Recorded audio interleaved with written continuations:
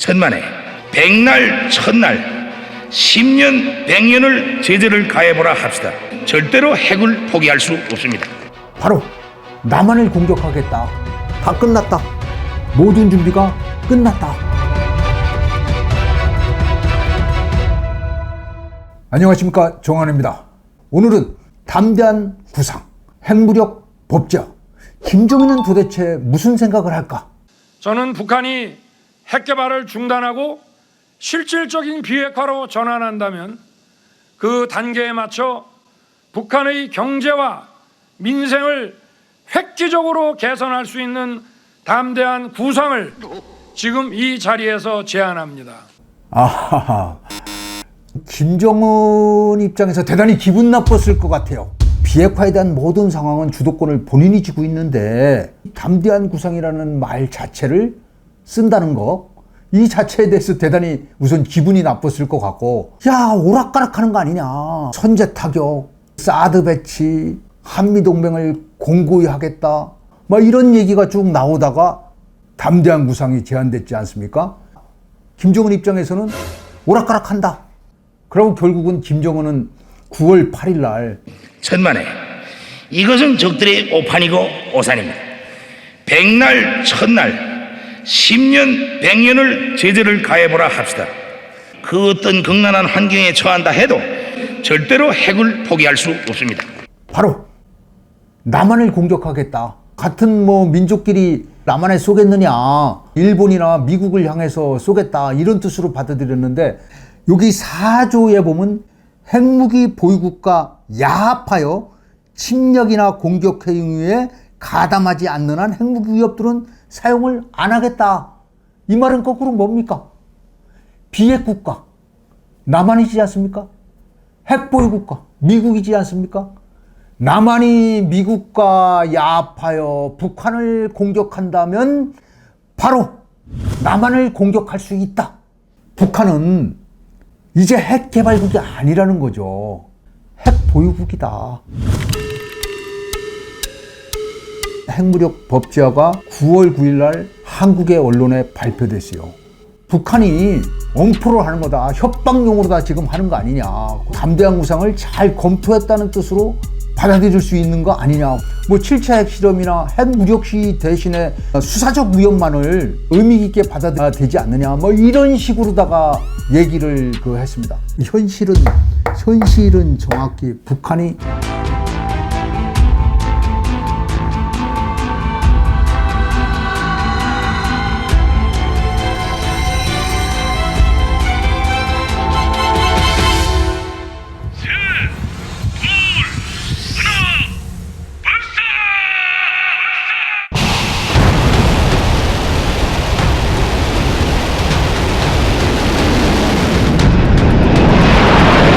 왜 우리는 자꾸만 북한이 핵 개발을 중단하거나 실질적인 비핵화 조치를 한다면 이런 조건을 계속 달고 있습니까?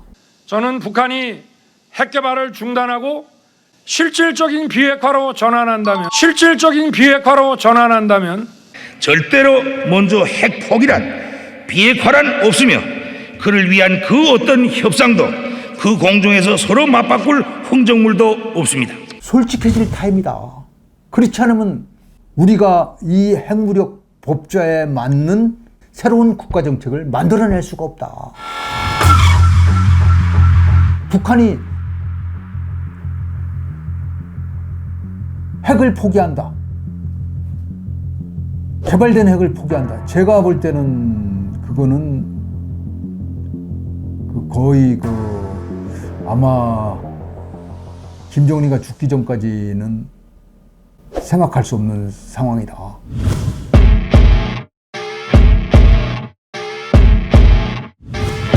왜 핵을 만드는가? 그 최종 목표는 북한 주도의 한반도 통일이다. 중간 목표는 통일의 해방군, 미군을 철수시켜야 된다.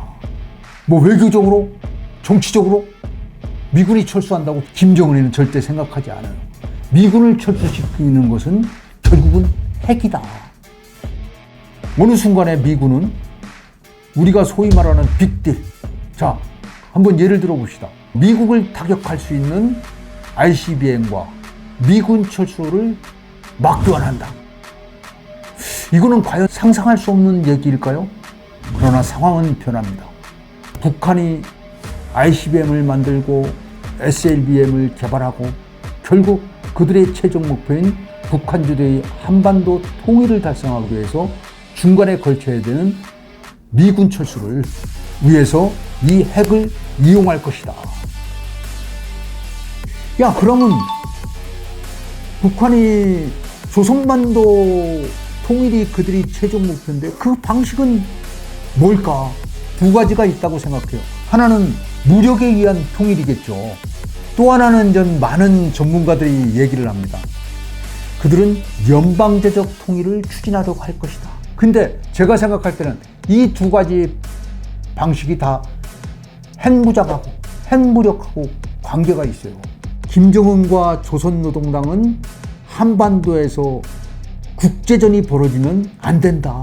북한도 압니다. 지금 우크라이나처럼 국토 전체가 폐허화되고 이러는 것들은 전쟁이 끝난 다음에도 그 후유증을 감당할 수 없다는 것을 명확하게 알아요. 그래서 북한 김정은과 조선노동당은 바로 국제전을 피하려고 할 것이다. 그 국제전, 즉 미군과의 전쟁을 피하기 위해서 핵을 이용해서 미군을 철수시키고 바로 내전으로 간다. 내전 상태로 몰고 가면 핵을 갖고 있는 북한은 쉽게 무력으로다가 한반도를 통일할 수 있다. 이게 그들의 첫 번째 통일 방식이고, 두 번째 연방제적 통일 방식은 이 근원이 있습니다. 2000년도에 우리 김대중 대통령과 김정일이가 평양에서 남북 정상회담을 했어요. 정상회담문이 나왔는데 6.15 공동선언이죠. 거기에 2조에 보게 되면 그렇게 적혀 있어요. 남한에서 제안한 연합제안과 북한이 생각하는 낮은 단계의 연방제 통일 방식은 일치하는 데가 있다. 바로 군사와 외교는 남과 북이 별도로 운용하고 경제적인 통합하자. 외교와 군사를 각각 남과 북이 나눠 가진다고 그랬는데 생각해 보십시오. 핵을 갖고 있는 북한, ICBM을 철수했다고 해도 이번에 아마도 개발했을 것 같은 전술핵과 중거리 미사일에 장착할 수 있는 핵을 갖고 있는 북한과 남한이 연방제적 통일 방식의 어떤 한 걸음을 디뎠다 했을 때 군사적으로, 정치 군사적으로 북한은 우위에 있을 수 있다고 김정은이는 생각하는 거죠. 우리 대한민국 군대가 북한을 공격할 수 있다? 없다. 김정은이는 북한이 도발하면 한미 연합 세력은 우리를 공격할 수 있을 것이다. 김정은이는 절대 공격할 수 없다고 보걸랑요. 왜?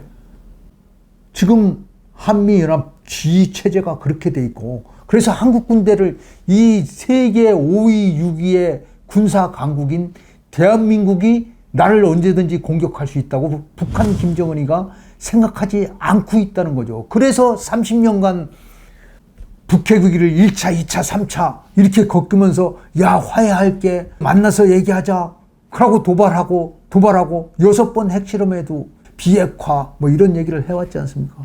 북한이 어떤 정책을 펼쳐주기를 바라는 희망과 선의에 기대는 정책은 이제 끝내야 된다. 북한은 망하지 않는다. 북한은 핵을 포기하지 않는다. 중국은 북한을 버리지 않는다. 이런 세 가지 이것들이 기반이 된 가운데 새로운 한미동맹 관계를 어떻게 설정할 것이냐, 전작권 전환은 어떻게 할 것이냐, 핵에 대해서 한미 협력을 정말 어떻게 해야 될 것인가, 핵무장을 하든 전술핵을 갖다 놓든 한미동맹을 새롭게 설정하든 전작권 전환을 하든 새 판과 새 틀이 필요하다. 본격적으로 얘기해야 될 시기가 아닌가. 채널 국방본색 자주 시청해 주시고 구독 눌러주시고 여러분 많은 청취 부탁드리겠습니다. 감사합니다.